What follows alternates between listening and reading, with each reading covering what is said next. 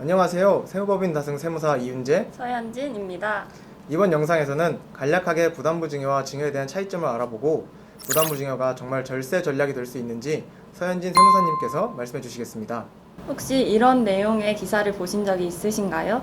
최근 들어 부담부 증여와 증여에 대한 관심이 높아진 것 같은데요. 부담부 증여를 하면 증여를 하는 것보다 반드시 절세가 된다고 알고 계신 분들이 많은 것 같아요.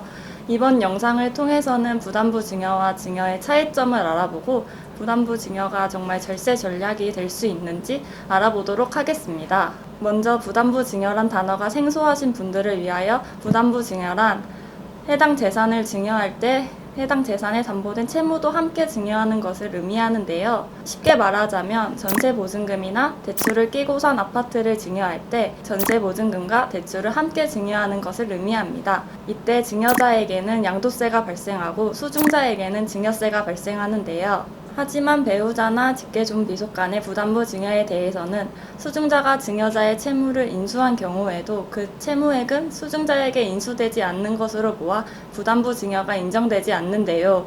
단 그 채무를 인수한 사실이 객관적으로 인정되는 경우에는 부담부 증여로 인정받을 수 있습니다. 채무를 인수한 사실이 객관적으로 인정받기 위해서는 첫 번째, 증여일 현재 증여 재산에 담보된 채무가 있어야 됩니다. 두 번째, 그 채무가 반드시 증여자의 채무여야 합니다. 마지막으로 해당 채무를 수증자가 반드시 인수해야 되고 인수한 사실이 증여계약서 등으로 확인되어야 하는데요. 이 세 가지 조건을 모두 충족한다면 부담부 증여로 인정받을 수 있으십니다. 배우자나 직계존비속 간의 부담부 증여로 인정받는 것도 번거롭고 증여세만 발생하는 증여와 달리 부담부 증여의 경우 양도세와 증여세가 발생하기 때문에 더 복잡한 것 같은데 왜 부담부 증여를 하는 것일까요? 다주택자에 대한 양도세와 종부세가 중과됨에 따라 그대로 보유하고 있으면서 높은 종부세를 내는 것도 부담스럽고 높은 양도세율을 적용받는 것도 부담스럽기 때문에 차라리 자녀에게 증여하고자 하는 분들이 많아졌는데요. 다주택자들은 보통 본인이 살고 있는 주택을 제외하고 임대차 계약을 체결하기 때문에 부담부 증여에 대한 관심이 높아진 것 같아요. 부담부 증여가 무조건 증여보다 유리하다고 할 수 있을까요? 윤재 세무사님께서 간단한 사례를 설명해 드릴게요.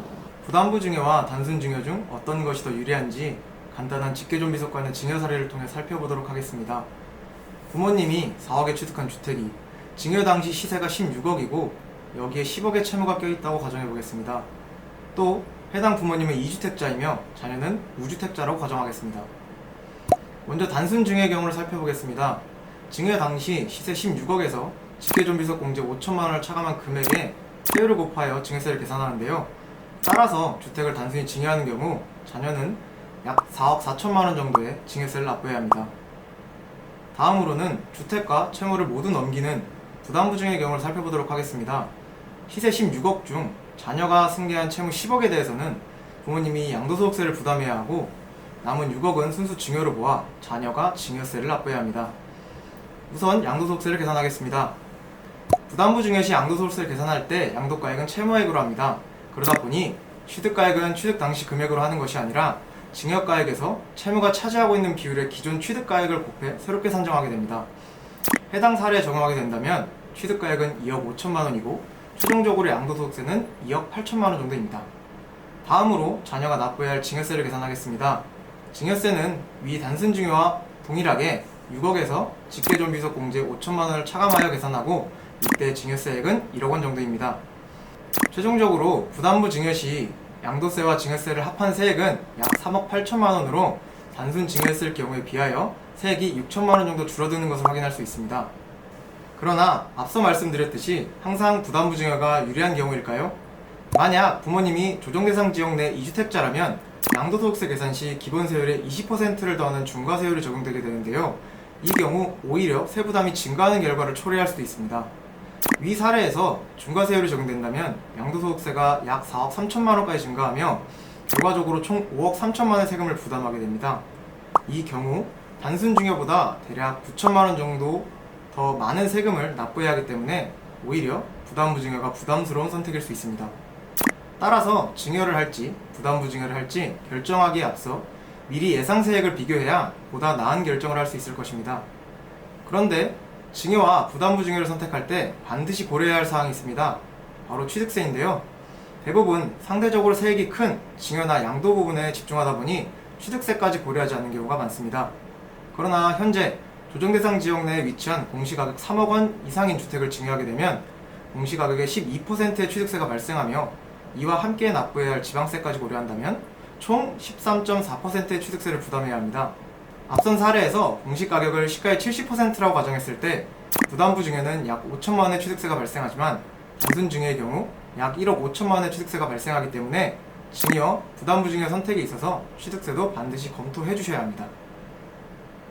네, 보신 것처럼 부담부 증여가 증여보다 반드시 유리하다고 할 수는 없는데요. 개인이 처한 사정에 따라 세액이 달라지기 때문에 증여세와 양도세뿐만 아니라 취득세도 고려해서 전체적인 세액을 비교하셔야 효과적으로 절세하실 수 있습니다. 추가적으로 현재 증여를 하는 경우 시가표준액의 세율을 곱해 취득세를 내지만 2023년 1월 1일부터 시가인정액의 세율을 곱해 취득세를 내게 되는데요. 여기서 시가표준액은 공시가격을 의미하고 시가인정액은 매매사례가 등을 의미합니다. 일반적으로 시가인정액이 시가표준액보다 높기 때문에 증여를 하실 계획이시라면 올해 증여를 하시는 것이 유리할 수 있습니다. 안전한 절세를 위해서는 전문가와 상담을 권장해드립니다. 이상 세무법인 다승 세무사 이윤재 서현진입니다. 감사합니다. 감사합니다.